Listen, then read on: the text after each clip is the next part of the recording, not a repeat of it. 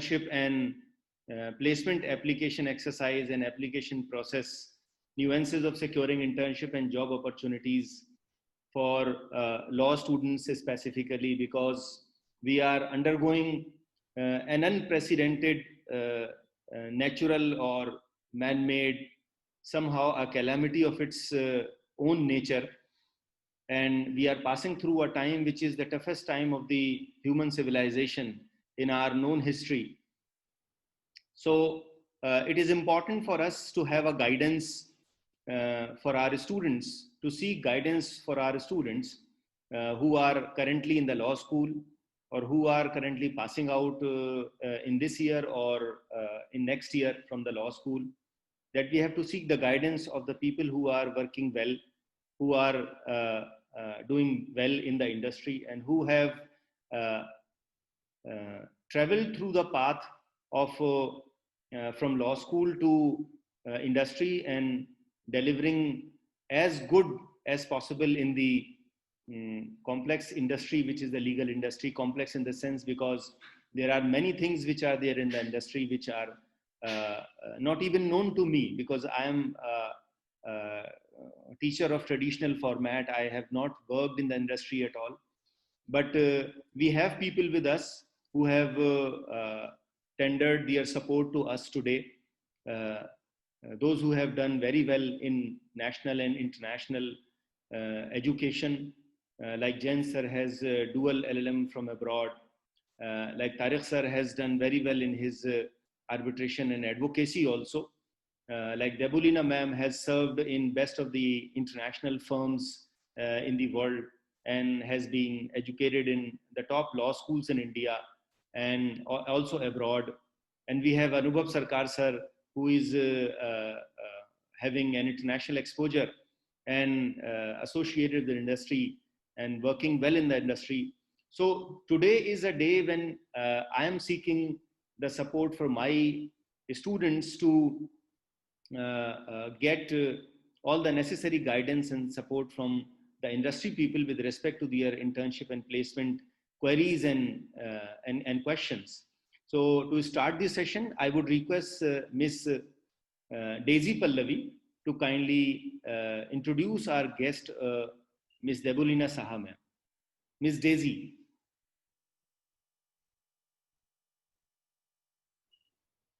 Daisy, kindly raise your hand and I will unmute you.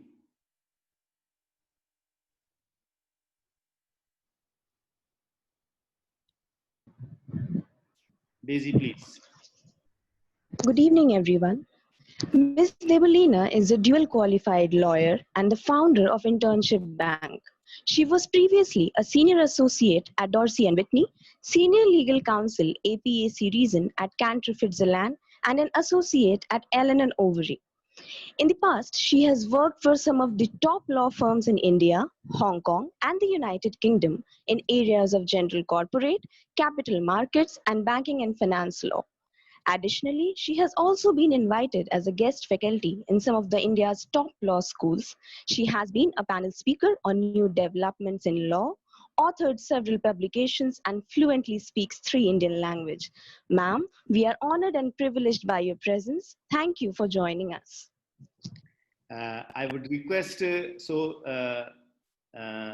my team member Tabassum to kindly introduce Mr. Jayant Bhatt sir, who is an advocate, practicing advocate, and delivering a lot of sessions to our law school students and also to other law school students. Tabassum, kindly introduce Jayant sir.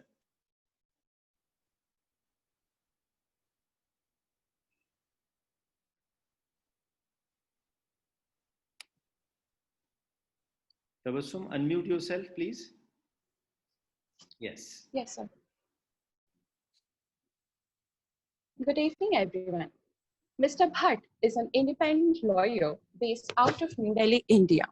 He holds dual Masters of Law, LLM, from New York University, USA, and National University of Singapore, and is a member of the prestigious Supreme Court Bar Association and Delhi High Court Bar Association. His office caters to varied clients comprising of governmental and non-governmental bodies, multinationals, financial institutions, and individuals in an array of matters. Mr. Bhatt, besides being a practicing advocate, is also a prolific speaker at various platforms and is an individual with firm belief in greater societal good. He has a keen interest in teaching and mentoring young minds and is an advisory board member to various organizations. He regularly features in news articles and columns and is also a writer and a thought leader. Thank you, Ms. Tabassum. Thank you, Ms. Daisy. It is my profound privilege to introduce one of our guests of the day today, Mr. Anubhav Sarkar. Mr. Anubhav Sarkar is partner at 𝐷 Law. He has practiced in the areas of corporate, commercial, and foreign investment laws. He has been involved in corporate transactions, focused on technology industry, including cross-border mergers and acquisitions. He has assisted in conducting due diligence exercises for companies across information technology, ITES, electronic commerce, pharmaceutical sectors, and varied areas. He actively worked with various regulatory bodies in India, including Reserve Bank of India, Foreign Investment Promotion Board of India. He has been involved in drafting and review of various commercial contracts and has experience in providing general advice on foreign direct investment and cross-border matters. Prior to this, Mr. Anubhav Sarkar was involved in project finance transactions involving both domestic lending as well as foreign lending, and had been involved in drafting, negotiation, and finalizing finance and security lending and security documents as the lender's legal counsel. Mr. Anubhav Sarkar has also advised banks and financial institutions on various issues pertaining to project finance transactions, including certain security, legal and documentary arrangements required for the purpose of financial closure, up to and including the first drawal of the loan and the borrower's company. We all from Lloyd Law College welcome you, Mr. Anubhav Sarkar, sir. I would request my team member, Mr. Shivan, to kindly introduce our guest of the day, Mr. Tariq Khan, sir, and he is also the moderator of the session. Mr. Shivan, kindly raise your hand that I can unmute you to introduce, sir. Mr. Shivan? Mr. Shivan. Good evening to everyone. I would like to welcome Mr. Tariq Khan on behalf of Lloyd Law College. Mr. Tariq Khan, Principal Associate, 𝐷𝐭 & Co., Commercial Lawyer, Academician, Columnist, Arbitration, Insolvency and MSME Disputes. Mr. Tariq Khan is an experienced counsel with a demonstrated history of working in various tribunals, high courts and Supreme Court. Skilled in international and domestic arbitrations, MSME disputes, commercial laws, writ remedies, etc. Currently working as Principal Associate at 𝐷𝐭 & Co., Barristers at Law, New Delhi, and also a Secretary to the Tribunal for SIAC Arbitration, guest faculty in various law colleges across Delhi and NCR, including Indian Law Institute, recently featured in 5 Fortune 500 magazines for authoring the bestseller book On the Rise, published by Universal Law Publishing. Made it to the conference round of Judge Advocate General, associated with various NGOs, commissions, and frequently invited by law colleges across the country for interactive sessions.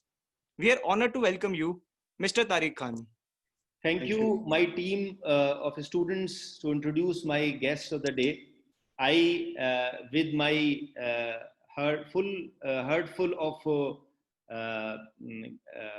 happiness, hand over this session to our own Advocate Tariq Khan, sir.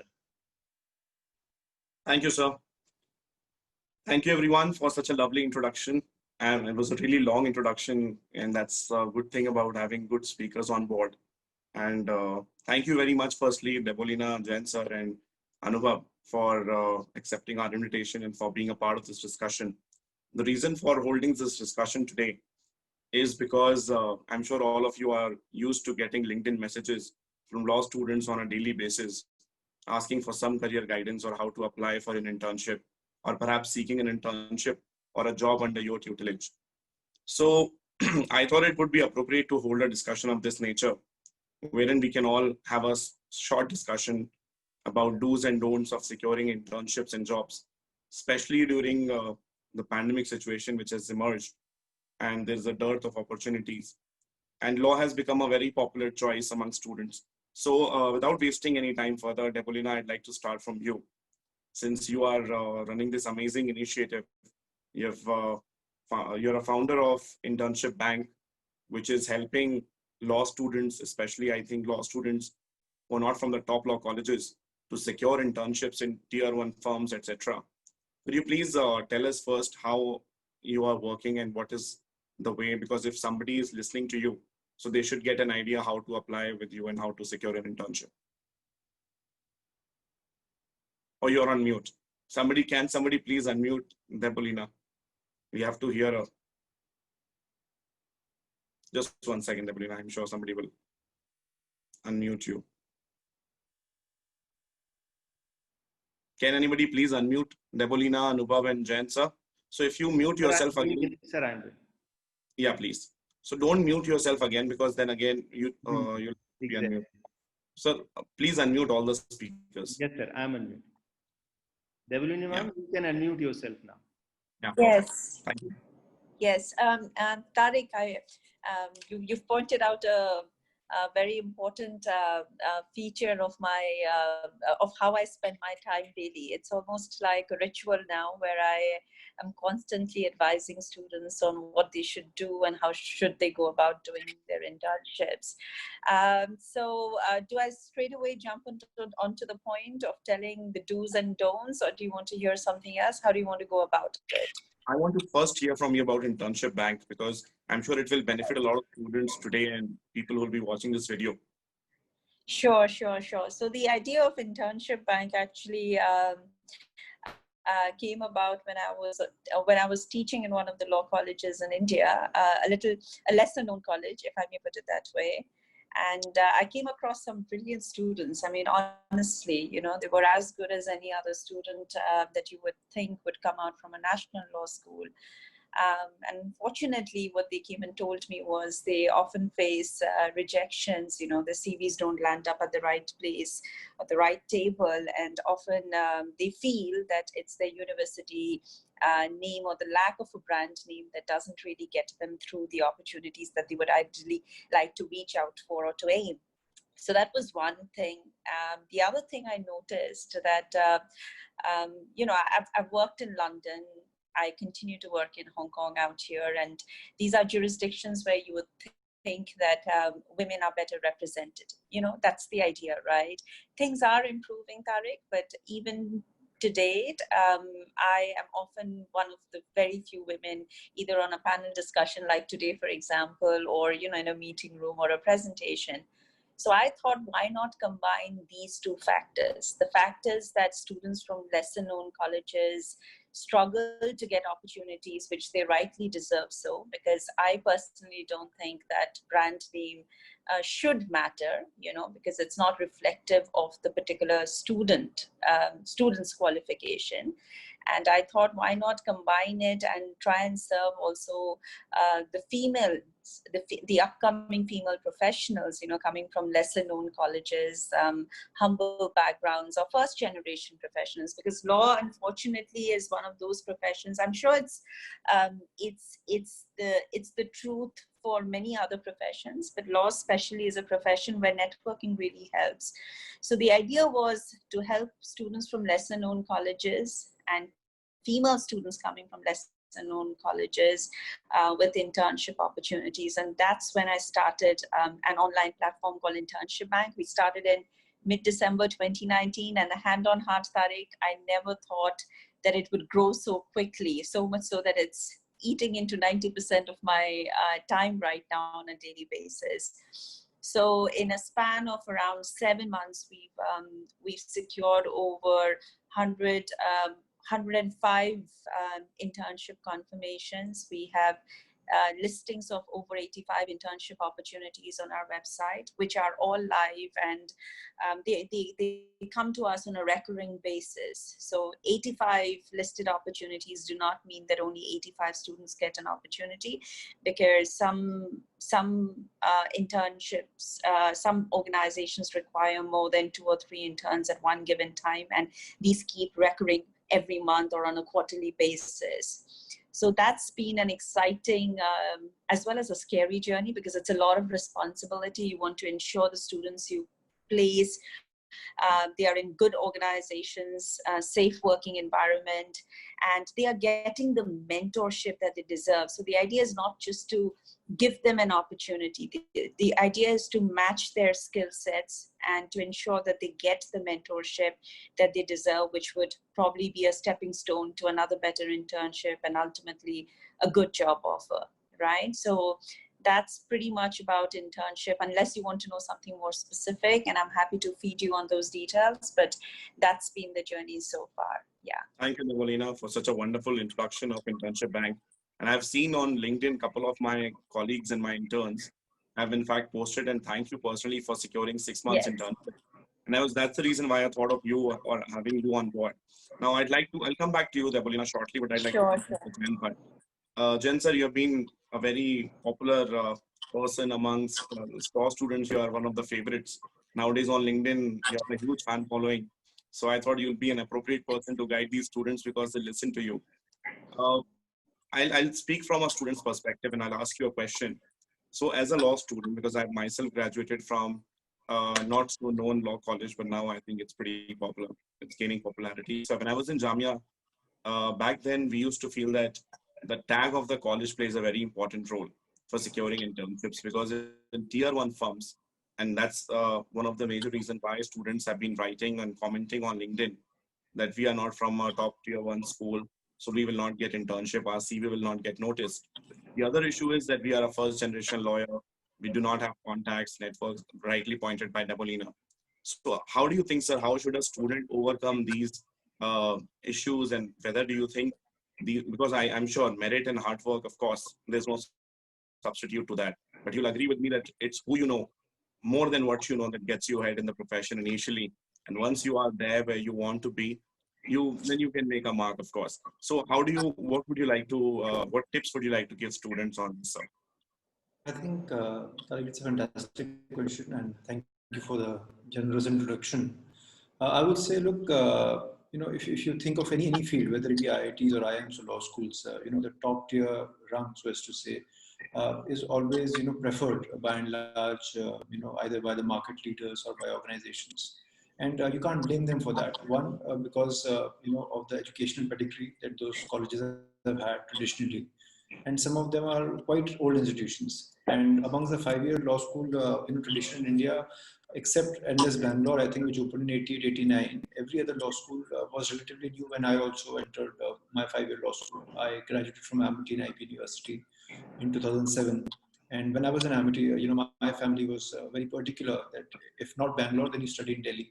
Because every other 5-year law course back then, whether it be NUJS or NLIU or NALSA or Symbiosis, they were just coming up because, based on the NLS model, 99, I think, or 98, the other law schools started springing up in India for offering 5-year law course. So, but that was the challenge even, we faced when I was in Indraprastha University, Amity Law School, that there was a preferential treatment and how to go about it. Because in my time, we only had a compulsory internship in our last semester, coupled with a dissertation. So I think to get our way around it, we started voluntarily interning with multiple law offices or MNCs or even UN organizations from year 1. So from the word go, we started getting ourselves trained, because nothing can replace your hands-on experience. And any employer, when they are recruiting people either for internship or for employment, they always ask and they look at a CV and and demand what is extra. So you have to give them that extra edge that you may have either by way of your curriculum or by way of your experience in your internship or by your work experience. Because you have to look at the longer race in this. You can't just think of 5 years in law school or imagine 2 or 4 years after graduation, because life and law in general are like marathon. They are not sprints, or 200, 400 meter. It's a long race. And in our profession, the peaking only happens after 15, 20 years.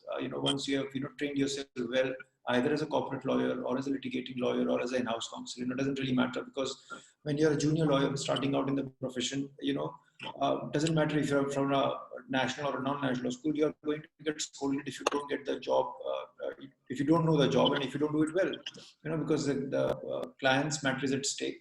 A lot of things, are quite high profile sometimes in nature, and people want you to do, people want you to handle well. So the idea of having a good internship is to get that firm grounding as to how the businesses work, how an organization works, how you should, deal with things.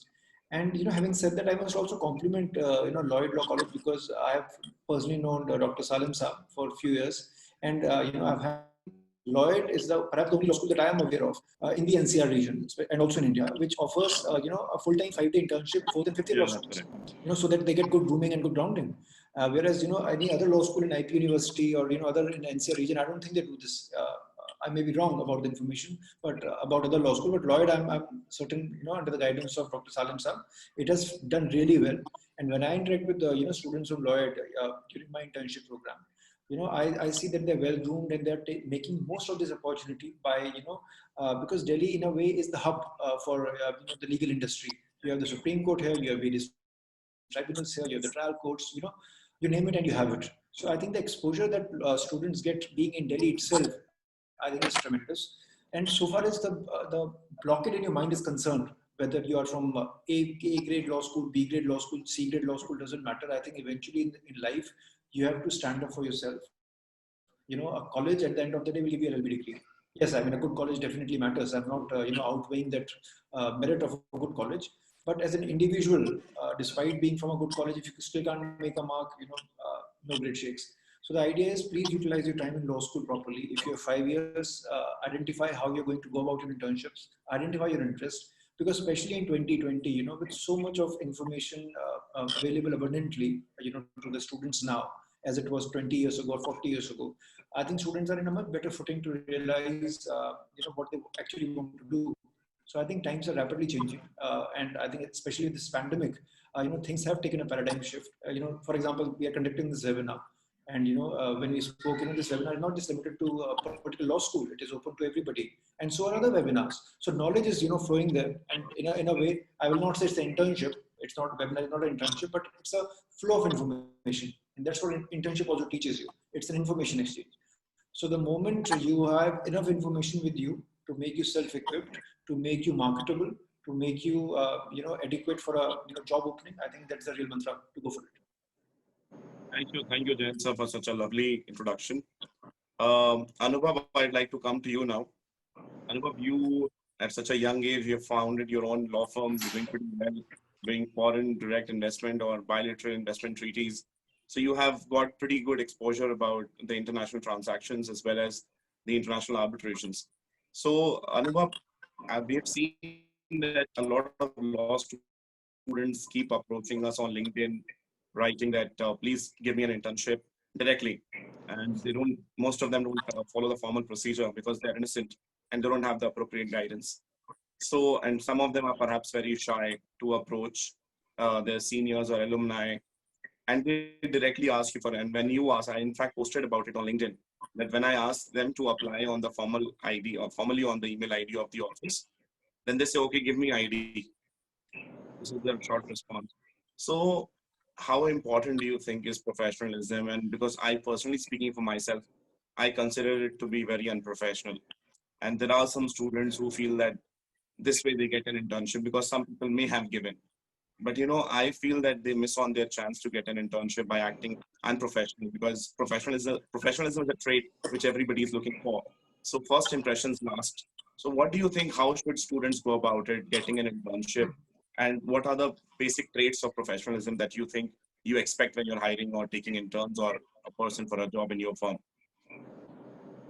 First of all, thank you so much for having me, Tariq, and amongst such a great set of panelists. I mean, I think more or less whatever I wanted to say has been said. And at this point of time, I feel like Elizabeth VI's husband. I know what is expected of me, but I don't really know how to do it differently. But uh, having said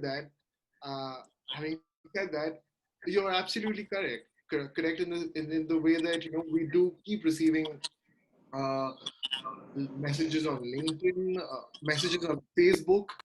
To that end, I have been hit on Instagram DMs about internship. So, and I, there is only a certain point you can stop responding, or you can respond saying that you do this, you do that.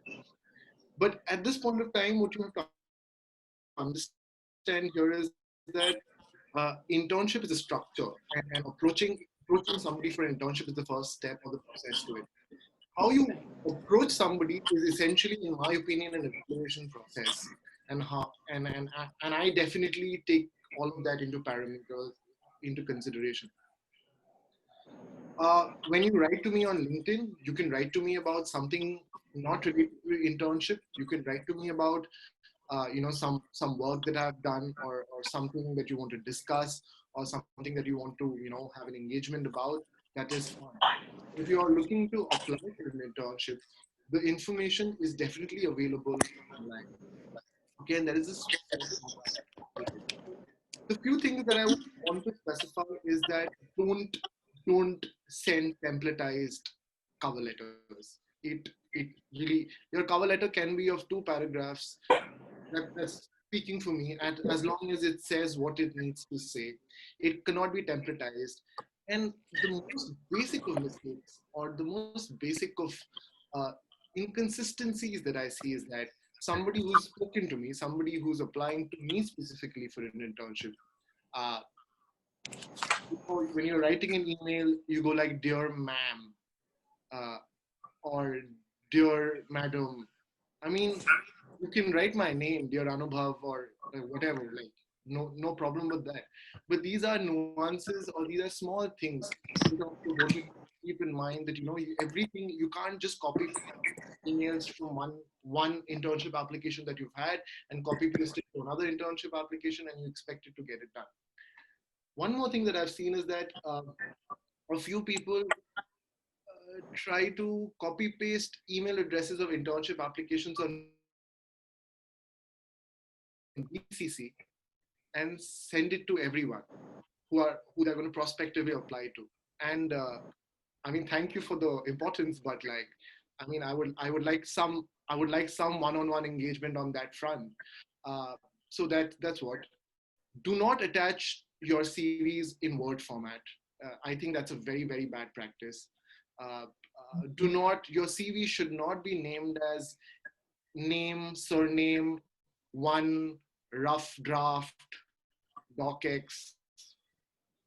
You should provide you should keep particular format where you keep a PDF, where it's named that, your name, and then the month and the year, and so on and so forth, so that everybody knows that that's your most updated CV.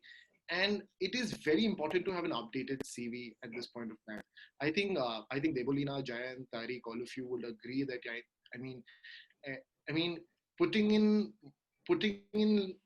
important information is much more important than putting in more and superfluous information at this point of time.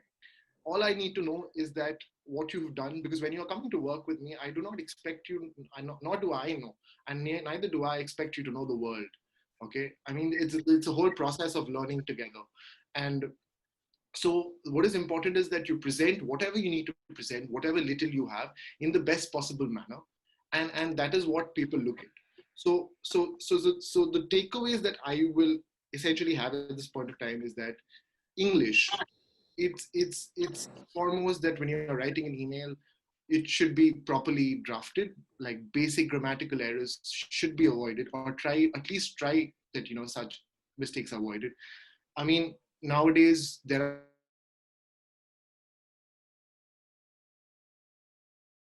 help you in that, Grammarly, so on and so forth. Make sure that you use a uniform font. To make sure that your email and your application looks presentable, and your CV format, however you like it, should essentially provide the information which is to the point and not superfluous. I do not need to know. It's great that you did Nukkad Natak and you came third, but like at this point of time, I think that if you have something more important to tell me, I think that's more important for me to know than your stint. I might be wrong in that. So I think these are the few things that I would ideally, look for people who are applying to me for internship applications. Thanks, Anubhav, for such a lovely, comment on the CVs. In fact, all those qualities which you mentioned, all those flaws, I think all of them were present in my CV when I was in college. Definitely. This is what I used to do. I mean, I can relate very much. But and you'll be surprised to know. I think we all had those mistakes. I think growing up, I was looking at my first Gmail account and I just went to the oldest sent items and I was like, I can't believe I have sent these emails out. Can I delete them once and for all? But then you do not need to. That's how your growth process works. I mean, a small experience, Tariq. When I was applying for an internship to Essex Court Chambers, I thought that I have to send a cover letter and an email and a CV. When I emailed with that, they responded saying that please send a few pictures of you in a vacation, of you in an academic engagement, of you in class or whatever, or of you in vacation or like in a social gathering and so on and so forth. So, I think what I learned from that was what I see in an internship applicant is also whether you can, your social construct. I don't think it's possible in India or wherever, but I think that they essentially see whether you can fit into the whole melange of people that do come in and whether you can actually represent yourself or the place you're coming from in a proper manner. And I think these new these techniques should be started or we should start implementing plus parameters for essentially selecting people. I think these are very important things that we need to consider. Thanks, Anubhav. So I'll also point out that initially I used to think that having a 8-page or 10-page CV is it's going to leave a great impact on the person reading it. But I was wrong because recently I corrected my CV and I modified it. So I was trying to reduce it to 2 pages. And I think it took like 10 revisions and I was being helped by somebody who's an authority on the subject. So it's a very, very big task and it took me like 2 weeks to finalize my CV. And that's why, people should not think it's it's something which is a matter of seconds or hours. It takes weeks to revise your CV and make it properly. Okay, Jen, sir, coming to you. I'll just take your and Debulina's suggestion and perhaps advice on CV because Anubhav has rightly pointed out almost everything. But I'm sure there are things which, because Debulina, especially when you are shortlisting CV for these internships in Internship Bank, you may have come across thousands of CVs. And Jen, sir, you also, when you're hiring somebody in your chamber or taking somebody for an internship, there are common mistakes. But what are the pitfalls that a person should avoid? What are the things that you expect and how a person should follow up so that sometimes, the CV gets missed? So all of these advices you could give to these prospective viewers. Jen, sir, I'd like to start from you and then Debulina, please give your views on that. Right. So I'll try to take it forward from where Mr. Sarkar left it. He raised a very valid point. There are times when I have gotten, a CV attaching my email with, 100 other emails. And, it's very nice, but, any student or prospective intern must realize that it's not speed dating. When you copy one with 100 others, you're not choosing amongst different offices. You have a choice, but don't expose yourself like that. It's an internship is more like a long-term relationship. You have to cultivate your place, one, in the office that you're trying to be in, and second, once you've gotten your foot in the door, then the idea is to build on that relationship.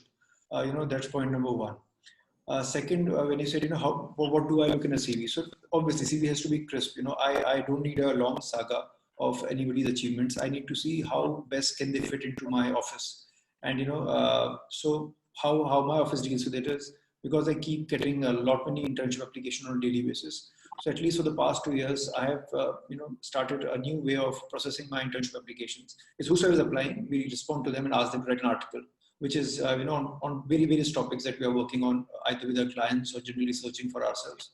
So we give them those topics, and when people respond to those topics, we have a run for plagiarism also on that. And if we find it up to the mark, only those students are then selected, for the internship. Because my idea is very simple. If I am giving my personal time to people, to learn from them, to interact with them, and also to teach them, I want them to be serious about the internship, because I value my interns a lot, because they are going to be future lawyers, very sooner than later. So the idea is, if you're investing your time and energy into somebody, and they're investing their time and energy into my office, it has to be a conducive relationship. I must be able to give them the time that they deserve, and they must be able to give the attention to the details that a law office requires. So it's a give and take. And so I think, according to me, yes, many times, because if your credentials are too many, CV misspelled to about 2 pages. But I remember when I was just applying for different jobs after my masters. So our NYU HR team categorically told us, please do not have your CV for more than 1 page. And that is what I still carry with me today. I try to put my CV to as much limitation as possible. For example, when I was starting out as a lawyer, my CV spelled sometimes to 2 pages, because it had internship and I had to explain in detail. But progressively, when I switched between different law offices and chambers, it reduced, because my internships had no role to play, but my previous job experience made a pivotal role and impact on my next employer as to what I have learned in my previous job. So things keep changing, and as you rightly said, Tariq, that we have to keep revising our CV. Your CV from 10 pages now come to 2, because you have now realized that your area of specialization has also streamlined. So similarly, when you're a student, when you're in first year of law school, your CV is blank. By the time you're in your 5th year, you have to put all your experiences together. They may be moot courts, they may be articles, they may be debates, they may be UN body, deliberations, they may be summer courses, etc., etc. So similarly, what a prospective employer is looking for is, how sincere have you been as a student in law school? So that's the first thing I look for, that's sincerity. And it also shows perseverance. So if you have these 2 qualities, I'll be happy to have you on board. Thank you, Jen. So, Debolina, your views, please. So most of the points that I wanted to talk about have been stressed in some way or the other. So let me try and maybe put it in point-wise manner, so that students can grasp, in a summary form, in a consolidated form, as to what are the important things to look about. I mean, I really stress upon the lock and key mechanism. And what I mean by that is, it's so important for students to read and reread the requirements of the internship, and accordingly highlight the qualities. It's like matching the skills. If the internship offerer is asking for a student in a particular subject area or with a particular set of experience, bring to the forefront of your CV those qualities. So tailor-make your CV for each internship opportunity, read the requirements, and tell the internship offerer how you match those skill sets. So definitely you're increasing your chances of being noticed if you bring the skill sets on board that the internship offerer is directly asking. Anubhav stressed on another important point is, most of us nowadays, we check our emails over our mobile phones. Right? Most of the things we do, we hardly, unless you're really drafting something really bulky, most of us don't really sit in front of the computer. It's always via your mobile phone. So whenever you are drafting your CV, do have a look at the attachment, how it looks on a mobile phone, because sometimes, even though the formatting might appear all correct on a computer, it might just not appear all that correct when you check on your mobile phone. Now, there are some really minor things, but important things that I think students should be on the lookout for. Please have simple email addresses. Now, I have students with email addresses, which have like alphanumeric numbers in it, like maybe it's their roll number, and that's something, it's easy for them to use that email address when perhaps internally communicating with students in their own batch or in their college. But sometimes what happens, and this especially happens to me most of the times, and I don't know if it's got something to do with my computer, but email addresses don't automatically get saved on my computer, and I'm sure it happens to many others. So if your email address is a really complicated combination of number and letters and doesn't really sound professional, it takes away my time and effort, and also there's a greater chance of me missing out, or that email never reaching your inbox. So The short mantra is help the internship offerer to help you. And what I mean by that is make his or her life so easy in choosing your CV over others that he has no option but to choose your CV. By that I mean, give him the skill sets that he's asking for.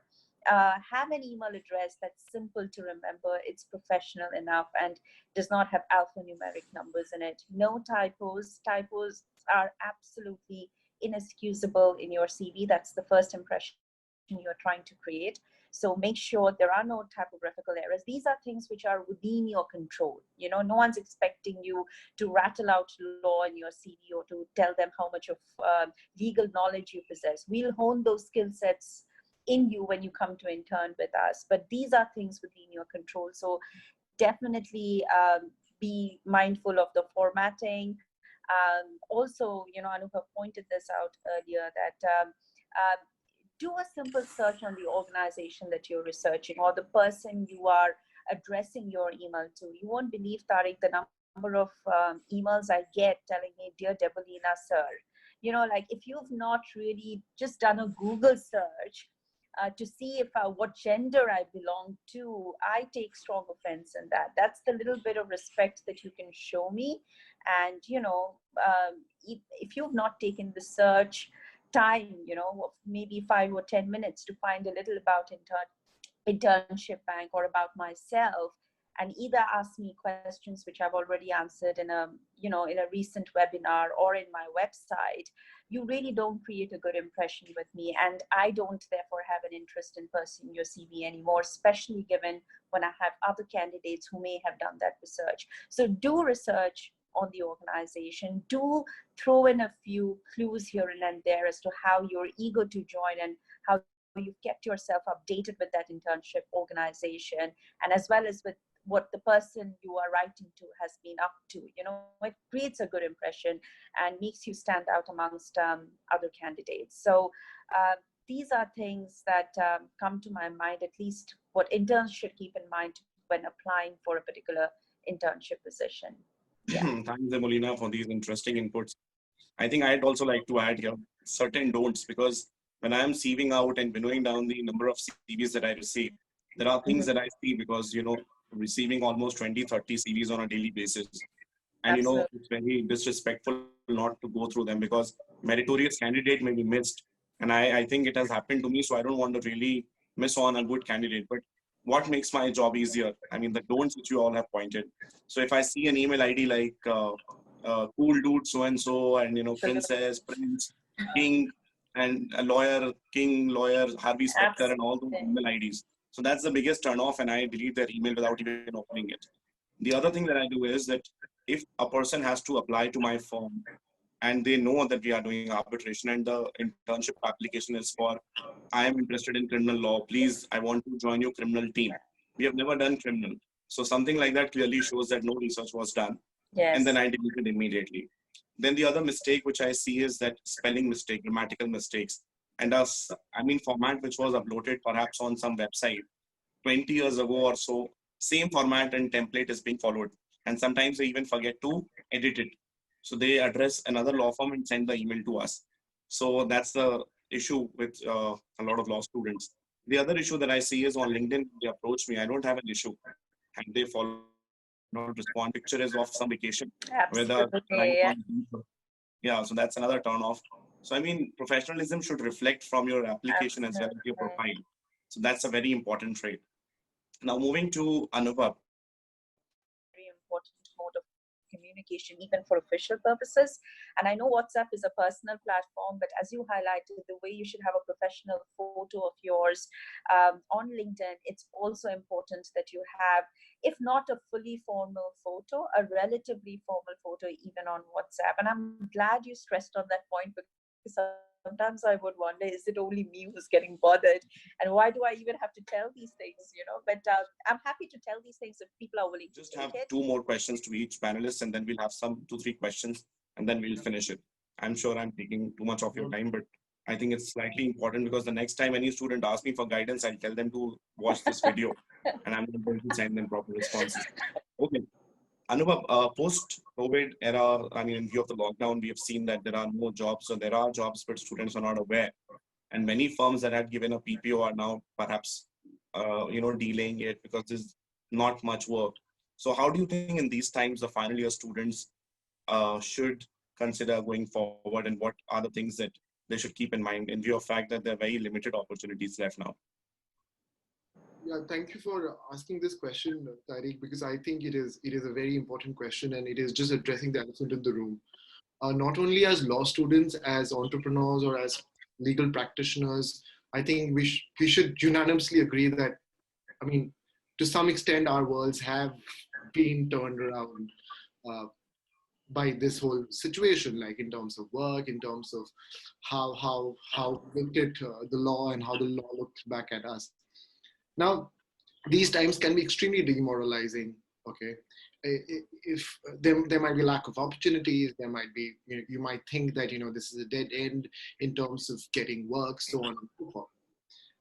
As an early stage law firm, we do rely on quite a bit of intern support, primarily because we have we take interns who we think we can induct into the ethos of our firm, and that is how we also recruit in our firm.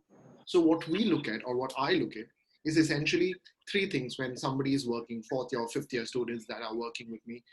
To be very honest, like right now I have 2 second year students working with me, and I think they're the smartest second year students I've seen ever. Like, and I couldn't have imagined myself to be that way when I was their age, impossible. But like in terms of fourth year and fifth year students, what I would expect them, if they are looking to get inducted in a firm in terms of replacement offer, is the simplest way to do is to make themselves accountable. I think accountability is the biggest asset that I look at, because I think that knowing the law and not knowing the law is a process that you gather around, and as you go, you keep exploring and you keep growing. However, if you're accountable, if you're responsible, and you take accountability for every task that you take up, in terms of deadline, in terms of everything, that is what I look at. So what we do is that in our internship program, we have calls every morning, and in those calls, work is allocated and instructions are given, and subsequent follow-ups can happen via call or via WhatsApp group, so on and so forth. However, to that end, we also make sure that the interns who are working with us are part of certain client calls, which they can be part of, which are not that confidential, for them to get an idea that what they are, to make themselves inclusive of the part of the project that they're working on. Now, if I give a task to somebody and I say that I need it by 5 p.m. today, I expect, and we will all know that that work can be done by 5 p.m. and we do take into account that what an intern will need, how much time an intern will need to do that. And having taken all of that into account, we do allocate the work. Okay, if I've given you a time of 5 p.m., it is then and there that the person who's involved in the work, or the resource person, should specify that I have this engagement, I have that engagement, I have college classes, and I might not be able to finish it by 5 p.m. If you come up to me at 4:30 p.m. and tell me that I can't finish it by 5 p.m., I will need time till 7, that's a red flag. That's absolutely a red flag, because based on the time that I've allocated for you, that goes into my Google Calendar, and then I allocate time for review, and then I allocate time for it to be sent out, or whatever, or instructions to be given, further instructions to be given. You can ask umpteen number of questions during that period leading up to 5 p.m. Or what you can do is that much before 5 p.m., if something comes up, you can say that, I am not available. Can you please allocate somebody? So what I'm essentially trying to say is that communication is a big, big factor. And I think if you can communicate well in terms of how you're trying to work and what you're trying to do, and whether you're available, whether you're not comfortable with certain areas, if you've not understood a point of law, if you've not understood a point of the project, it's communication. That's all, to get it clear. and I would quickly, before I finish, I would want to add something, Tariq, because I know I'm running against time. We're all running against time. But one more thing is that I understand that, the participants of this webinar are mostly, as we call it, from not so prominent law schools. Okay. I did also come from a not so prominent law school. I came from a law school called 𝐾𝐼T Law School, which is in Bhubaneswar. And I was possibly the 4th batch. Okay. And it was, when you look up and when you see your friends and everybody doing things, you might feel intimidated. You might feel that, you are not working up to your pace. But what you have to realize that your pace is set by your terms. Okay. But that is not me telling you to slack, but that is me telling you to, choose what you need to do. You can't ask somebody that, what are the internships that I need to do, or what paper do I write. You know that the best.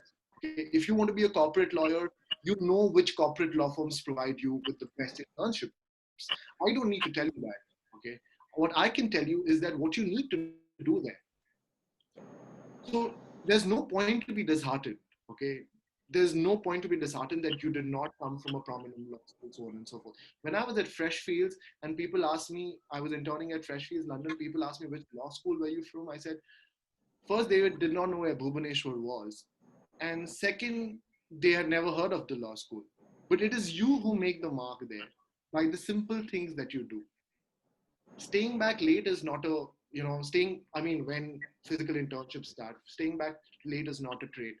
But doing the right things, the small things, do add up a great deal. Asking the right questions do add up a great deal. And these are the things that we need to keep in mind while engaging in an internship. And this is what I have to say in the... Thanks, Anubhav. Thank you so much. No, you're right. Jen, sir, quickly coming to you.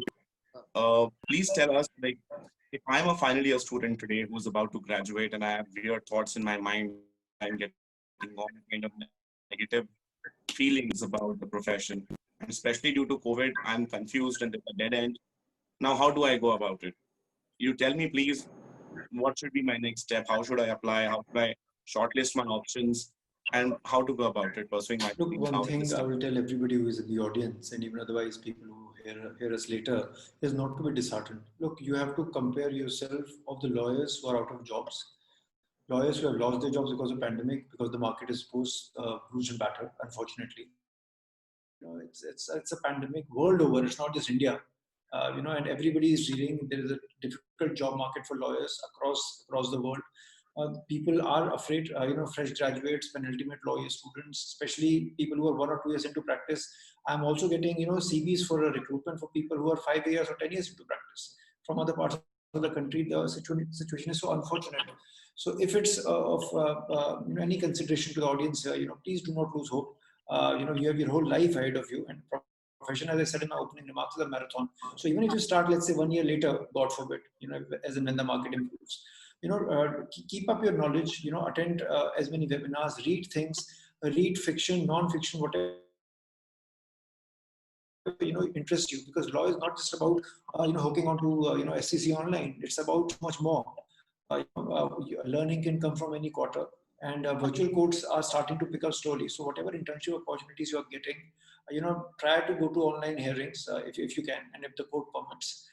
Even courts are facing certain difficulty, but whatever opportunity you get, do that. And things will change. And this is the test of both the character of the industry, as a whole, of how strong can we be together. Thank you, sir. Thank you for these encouraging words. I completely agree. 2020 has been a big disappointment for a lot of us, and we can only hope that it gets better and the sun shines sooner. But one thing I would also like to add to the students, that stay productive and stay motivated. Do not lose hope. This time will definitely pass. And one thing you have to keep in mind is that everybody is going through the same. We're all together in this. So it's not that these few months are passing, so your career is over. So it's going to pick up very soon. And when it picks up, there'll be a lot of opportunities. Don't lose hope. Now coming to you, Debolina, quickly, because then we'll have one last question to all of you, and then perhaps we can have the audience to ask the question. The audience can perhaps text in the chat box. I'll be asking 2-3 questions to the panelists. You can write the name of the panelist if you have a question, but I'm sure most of them we have already addressed. Okay, Deborina, you know that during an internship, that is the best chance for a person to get absorbed in a law firm or in an office.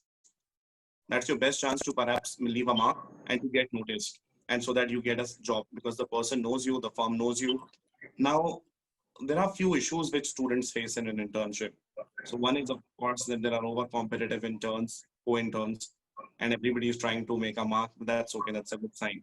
But sometimes your work gets unnoticed. A lot of employers, when you are mailing something, they don't even see it.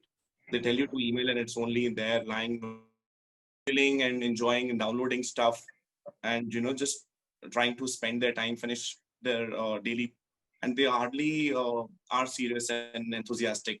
But there are ones who are actually can actually differentiate. So how do you think, how should an intern leave a mark, and what are the things a person must keep in mind to work on these issues? Okay, so Tariq, I'll try and keep it really simple. I know we're pressed for time. There's a one-word mantra for this. Treat your internships, every single one of them. No matter. Don't decide which organization you're interning with. Don't decide how much time you're investing there. Irrespective of anything, treat every internship as a mini job. Meaning, how would you have wanted to take that internship to be a place and imagine it to be your job in itself. Don't think of it as an internship. Tariq, you would know how in our profession, you're only promoted to the next level, even when at the junior level. So you have to be so for an intern, it's important to be an associate first. Then only does that intern become an associate. For a senior associate, if you want to be a senior associate at an associate level, you need to show all the qualities of being a senior associate. So the idea is you already exhibit those qualities. So my one, I understand there could be difficulties in terms of mentors not giving clear instructions and in terms of, not getting emails on time, but no work goes to waste, Tariq. In case you've done a piece of work on which you never got a feedback, turn that work into an article. Read up more on it and try and become an expert in that particular area, if that's what interests you. So do come up with innovative ways in which you can direct the work which was given to you in a different context. Don't think that's gone to waste. And treat your internship as a mini job. Dress the way you would have dressed. Now, of course, we are in the remote world, but even in remote internships, be professional. Even when you are on a call, mostly it would be video calls right now. So be professional on those calls. Just imagine that to be your office cubicle when you're interacting with them. Nothing should change except for the fact that you are sitting away from the office. I don't think your home setup should change in any way to show you in any less professional light.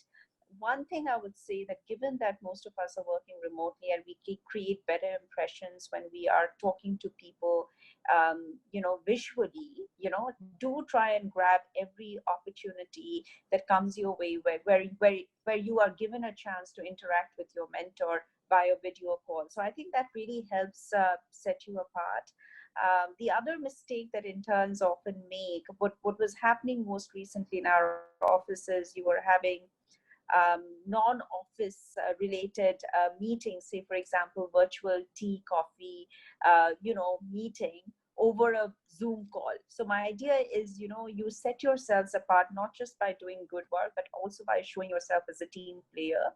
So do join those office meets, which really are not to discuss work as such, but more to build up team. Do try and join those. Those are as important, if not more important than work-related calls, because it shows that you are willing to be a part of the team and willing to socialize with other people. And that also helps create a good impression, and that does help in you making that mark and coming more closer to getting that job offer. So yeah.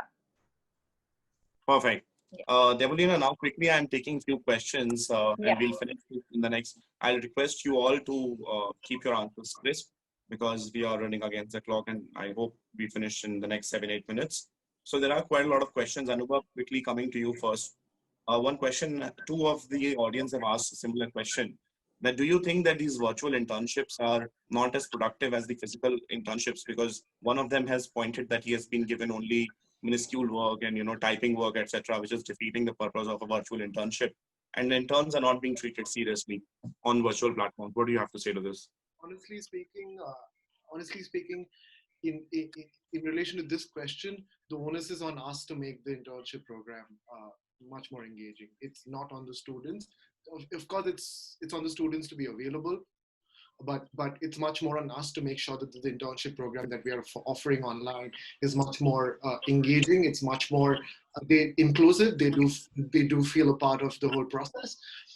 So, for example, things we do are like, having a call every morning, just maybe like how it's going, what work is there for the day. We discuss judgments, we discuss developments in law, and just over a cup of tea, like Debolina mentioned, things can be done. Or if the place that you're not doing an internship, maybe you can recommend these change.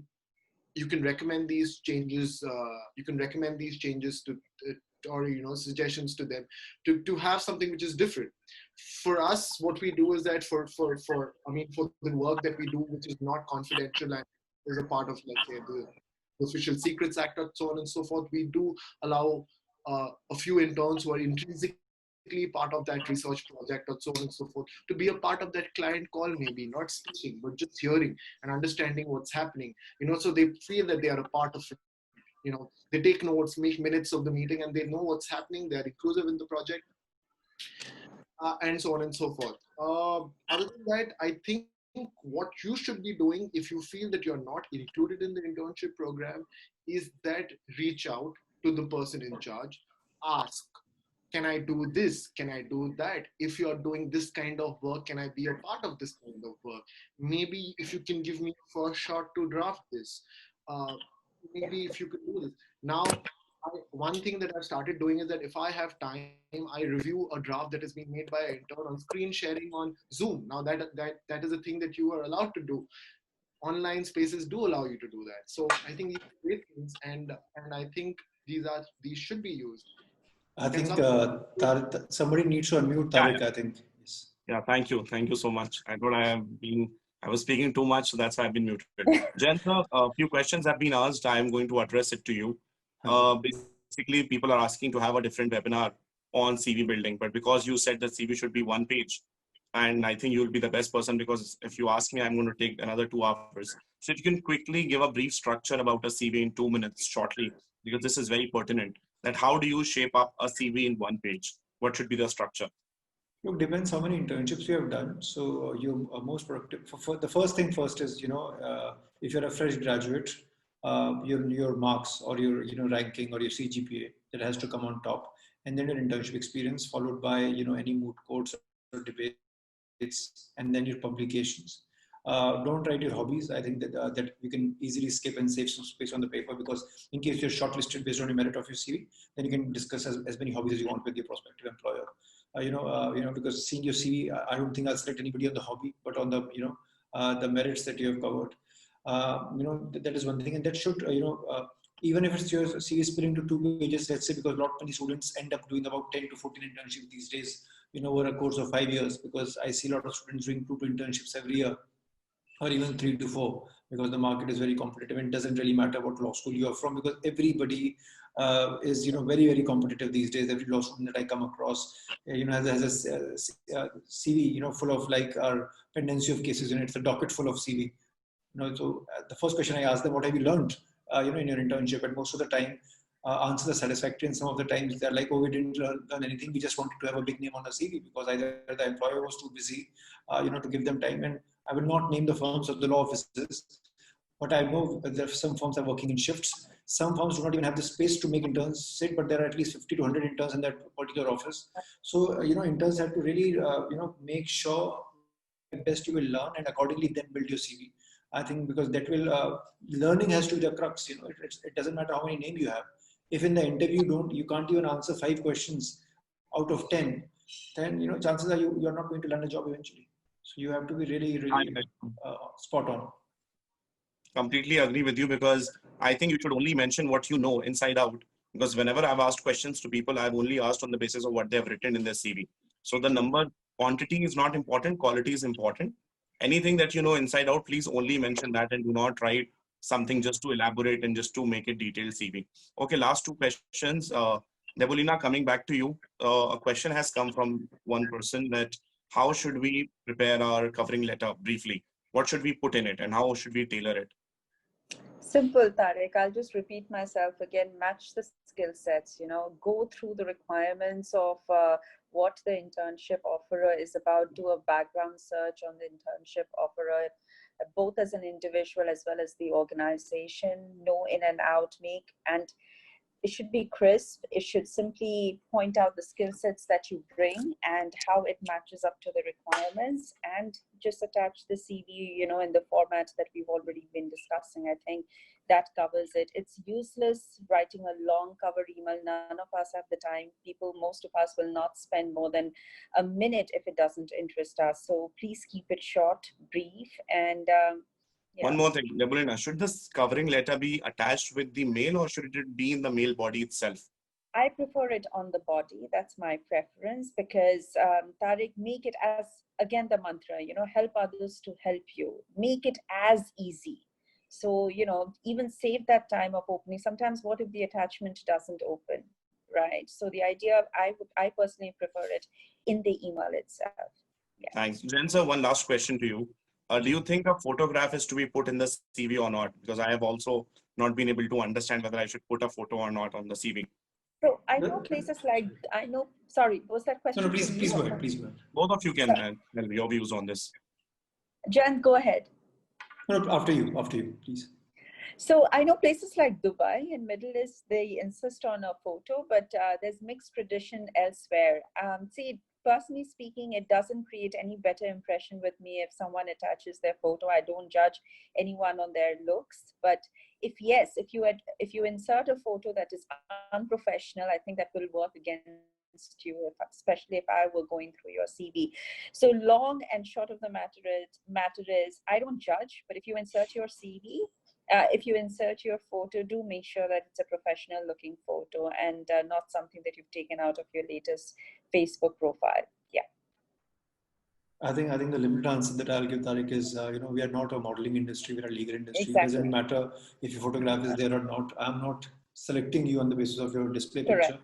I'm selecting on the basis of your merit and the knowledge that you acquired. Yes. You're right. Thank you, sir. Anubhav, Yes, are you there? very much. I hope you're there. Perfect. Anubhav, one question has come that some people have asked that as interns, we do not get very comfortable on the very first day. And we are, we are scared or we are shy to approach our associates and seniors. And we are not able to gel up with them because of lack of confidence. So how do you think, what tip would you give them, how important it is and how students should work on it? Yeah, so cozying up to the people that you work with, especially when you're working online, is a big challenge. And especially if you're an introvert, it is not a problem. You might face difficulties in approaching or trying to have a conversation, so on and so forth. I think it's a 50-50 procedure. What I do is that I ask all my interns, I truly discourage, the name calling of Anubhav sir or my colleague as well, Akash sir or whatever. We don't think that is required. In a professional environment, they can call us by our names. Okay. And that is the first step. I think that, you essentially take the first step in making sure that the person is comfortable. Other than that, what they can do, what the students can do to make themselves comfortable in terms of conversations with the person they are working with, in my opinion, can be the fact that, if they find, I'm sure that every internship in online internship platform will have a online WhatsApp group. If you find some interesting article which you think everybody can read or maybe useful to everybody in engaging, you can share it on the group and share your opinion on that. And that might start a conversation on a point of law. It might be related to law, it might not be related to law. It can be something which is on current affairs, so on and so forth, and you can and that can strike a conversation, and maybe that can help break the ice going forward. We have I try to do different things. I try to share work playlists when I'm a huge music aficionado. So whenever I'm working, I give drafting to my interns. I also share work playlists with them. I said that maybe this will help, and so on and so forth. I mean, I don't know if the places you're working will appreciate this, but maybe you can also take up the effort, because now that we are working offline, we do need things to stay motivated. Music is one of the great ones. I think all of us listen to music uniformly while we work. So, I mean, I think you can create a playlist and share it with people, and so on and so forth. And these are informal ways of making sure that your work or your professional engagement is constant. But at the end of the day, you please keep in mind, the sharing a playlist does not really show how well you work. You have to work to show. This is just icebreakers to make sure that you cozy up. You make sure that you're comfortable while working, and so on and so forth. And these are my 2 cents on the matter. Thanks, and thank you for these enriching thoughts. Yeah. Last, I'm sure I've been saying last question, but because students have been bombarding me with questions, so I'm just taking. Please do not ask any more questions. One small question to Jen sir and one to Debolina. Jen sir, please, if you could tell us, students are asking what kind of achievements they can post on LinkedIn, because you're the star of LinkedIn, so you would know better. And they are asking if they can post internship certificates on LinkedIn or not. Look, again, the same principle applies to your CV. Make it crisp. Don't put in too many things. I think LinkedIn is a different platform than your regular internship, because the whole world is your oyster. You can still be sitting in India and get connected to somebody in Australia or UK or Nairobi or whatever country you want. So they are put your internship. If you're a law student, put all your internships in order. Just give a brief overview of what you've learned in that internship, and try connecting to, I think, as many people as possible, not just within the country, but even platform. And I would say not just lawyers, but even non-lawyers. And that's very important, because as I said, law is an industry which is, interrelated with every other business in the world. So follow, interesting people, follow different people, you learn from them. Don't get restricted. If I have to check somebody on LinkedIn profile, that is not a proof enough for me that that person is good or bad. It's just a basic profile. Unless you have frequent posts coming in and, I can make up my mind about you, then things are very different. Thank you, sir. Debolina, last question, and then we'll finish the day.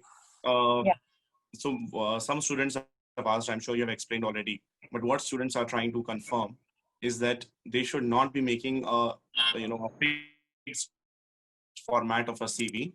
They should tailor it according to the need of the internship or the job. This is precisely what you have advised. Absolutely. And that will help your CV stand out. Of course, I understand, it takes a little bit more time. Maybe instead of sending 20 CVs in a day, you'll only be able to send for perhaps just 2 CVs in a day. But trust me, that investment is worth building up the relationship that I think Jayant or Anubhav mentioned previously. It's about starting that relationship.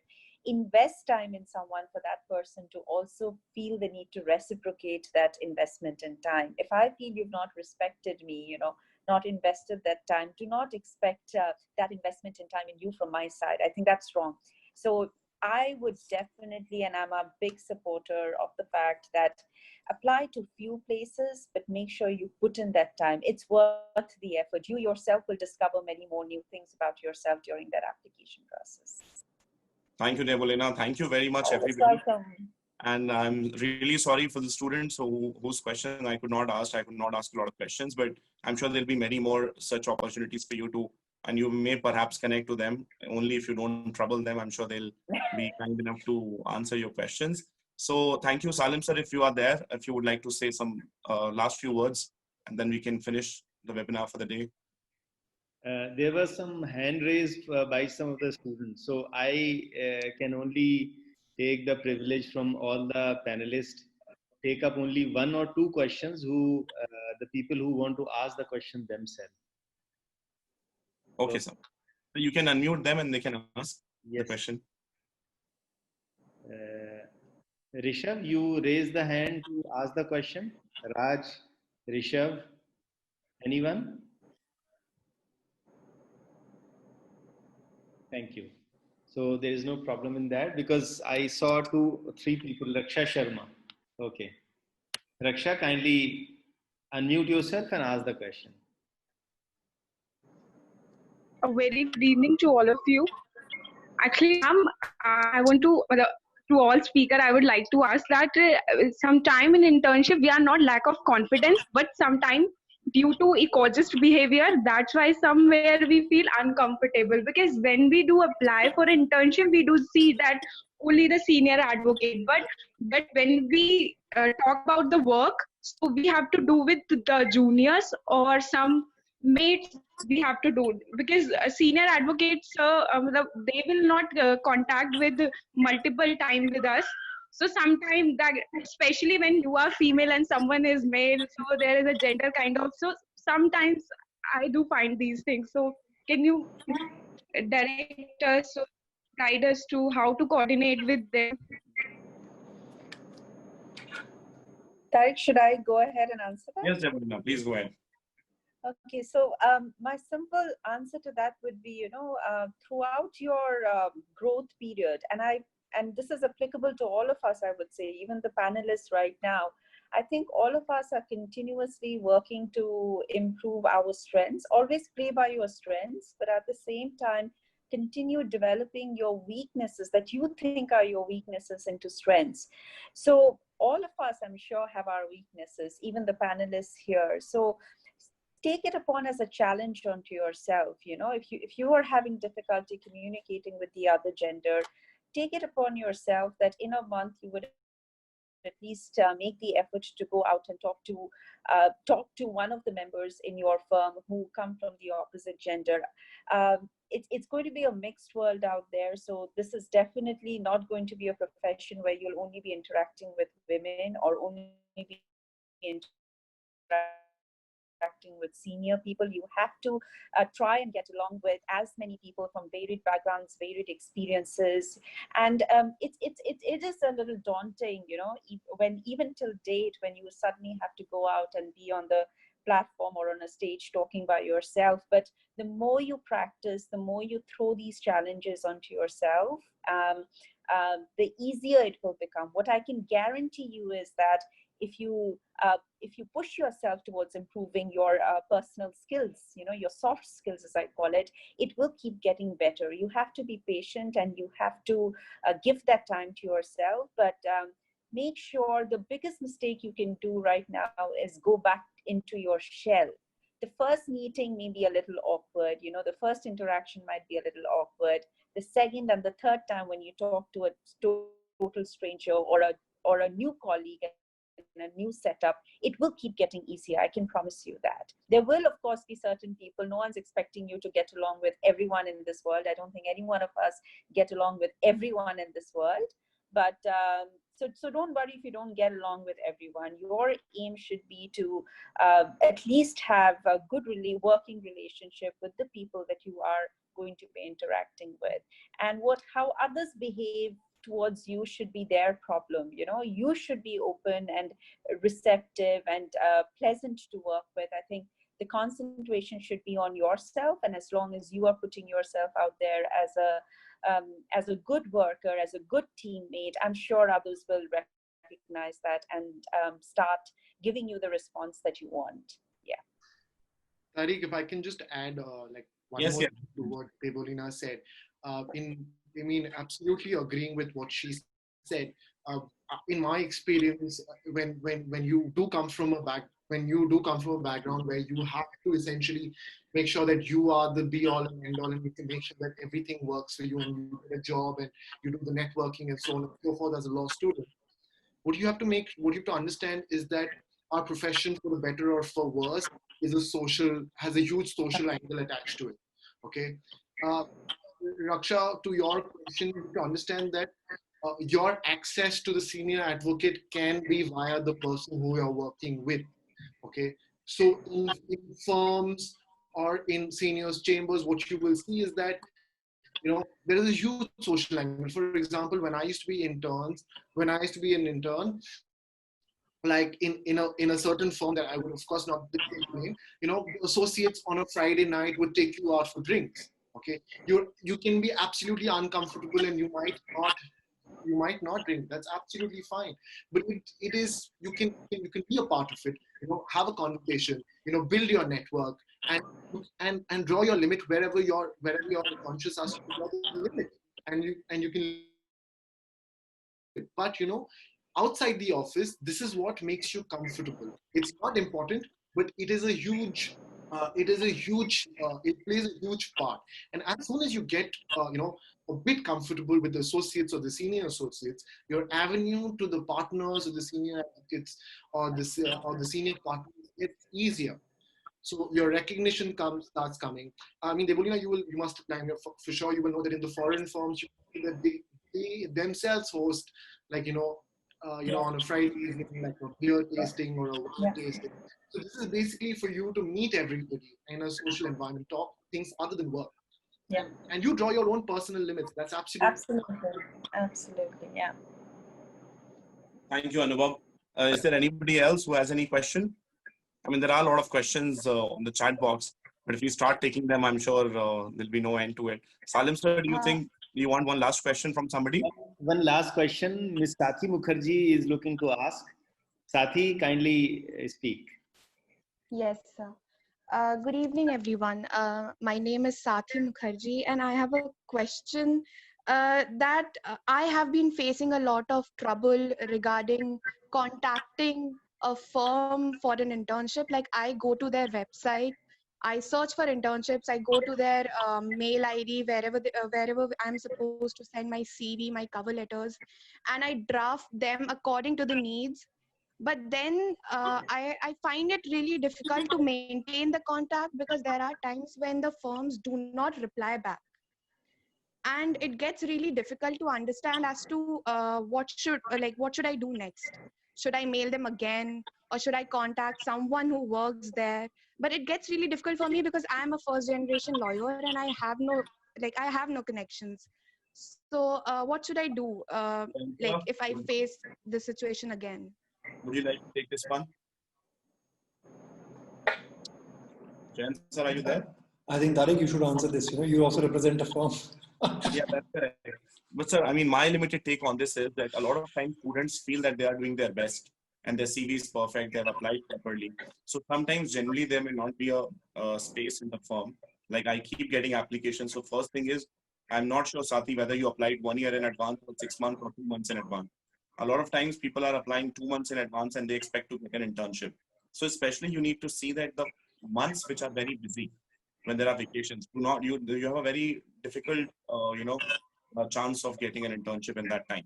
Therefore, I personally, when I was in Jamia, when I was applying for top firms, I used to apply months like September or perhaps March. When January, February, and December I knew was be packed and I'll not get a chance. But I got all top internships like this. So I had to compromise. I had to manage somehow the college as well as the internships. The other thing is, you may feel that your CV is appropriate, it's perfect. You may not notice. So that's why the good idea is that in the college, you should have some committee or something wherein your CVs are being tailored and scrutinized. If your CV looks bad, you may not realize there's one grammatical error in your covering letter. I personally, speaking for myself, I will reject it immediately. I will not even go into the content of your CV. So you don't know what is lacking because, like rightly pointed by all of the other panelists, sometimes you are mailing 10 people at the same time, copying me on BCC, and I get to know. I will never reply. And instead of sir, you're calling me ma'am, dear ma'am, and dear, things, basic things which you may not realize, which you may feel. So applying in advance is very important. Following up properly and not irritating somebody is very important. I don't know if you called the office quite a lot of times, and there are millions of law firms now. So it's not that if you did not get one internship in a top tier firm. So you need to understand that working is more important. Like, if you're working with Jayan sir, he may not be a tier 1 law firm. He's an office of an advocate, but you'll perhaps learn more than a tier 1 firm if you're working under his tutelage, because you'll get exposure. You'll work directly under him. He'll speak to you, explain to you the intricacies of trial. So I think in smaller firms, it's always better. So do not only focus on tier 1 firms for internships.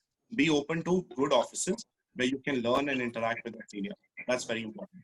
Jen sir, if you would like to add something. A very explained answer by Mr. Khan, but just to add to what he has said, considering that you have not done any mistake, you have written sir and not ma'am, and your CV is on the point, and you're still not getting response. I will say, as a first generation, or even as a second or third generation, doesn't really matter. Please do not leave any stone unturned. Try as much as many places as possible. You just do not know, opportunity might be lurking somewhere in the corner, and just because you have not applied to that office, you would never know whether there was an opening there. So keep trying, never give up. If one firm doesn't take you, maybe the second or the third or the fourth firm or the law office will absorb you.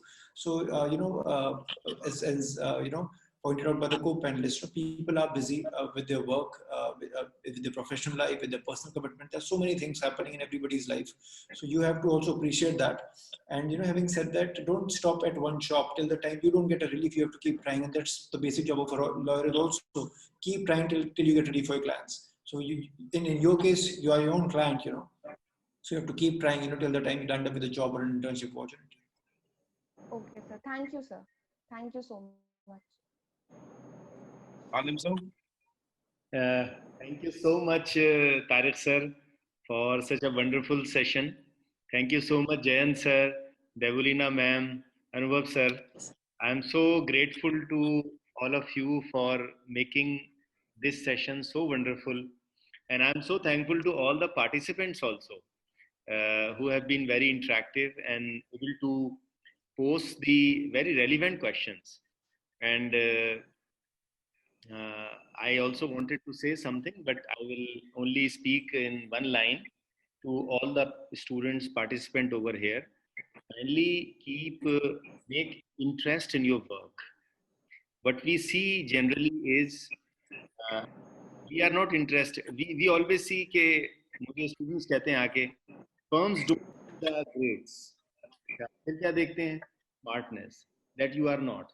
So when you don't have the grades, when you are not doing internships, when you are not doing moves, when you are not writing papers, what are you going to carry to the CV to place before Jayan sir or Devulina ma'am or Anubhav sir or Tariq sir?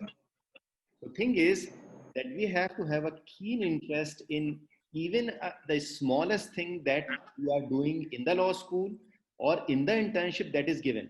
One of the students have posted a question, I have been given a typing work. So, I mean, this is a work. This is a work which the best of the lawyers do. So even the best of the typing work is provided to them. They do it. They type their own work many times. They edit their own way, their speeches, their pleadings and everything. So I'm saying that it is important for us to value each and every simplest thing in the profession, in the work which is given to us by our, not the supreme senior, by the immediate senior also, by a colleague also. Maybe he is our batchmate, but he has got internship earlier than us. So I'm just saying that interest in the work is basic for every student to keep. Only then we can I'm saying that a lot of students are asking a question, how many times we have to apply for the internship? I must have to cite over here that Tariq sir is sitting over here and is a witness, is present in this webinar. If I ask him a question, how many times, Tariq sir, you applied for an internship in the office of Advocate Siddharth Dutra sir? How many times have you applied? Well, I may have applied a couple of times, but I got it in time. And in the office of Senior Advocate Mr. Manu Singhvi sir? I applied and I followed up. So thing is that a lot of time we follow, we try, and we continue to try. These people who are present over here, Jayan sir, Devulina ma'am, Anubhav sir and Tariq sir, they are not here just because one internship or one hand holding by one person. This is a constant effort. So this is just what I wanted to say. And with the presence of these people, I am saying that this is an evidence and witness that hard work is something which we are consistently we are supposed to do, our students are supposed to do. And that is how we are going to progress. Thank you so much, all my panelists for today. We have taken a lot of your time, but I suppose that your time to the new generation of lawyers in our country will be very fruitful for their life and career and their progress. Thank you so very much, everyone, all the participants and my panelists also. Thank you so much. Thank you, everyone. Thank you so much, sir. Thank you so much, and thank you so much. With your permission, Thank you. in this session. Debulina ma'am, Jain sir, Anubhav sir, Yes, Tariq sir. thank you. Thank you so Thank much. you, sir. With your permission. Thank you. Thank you. Thank you. Bye. Bye, everyone. Bye. Bye-bye. Thank you for watching this video. Please like and subscribe. Don't forget to click the bell button so you can get the notification for new video in future.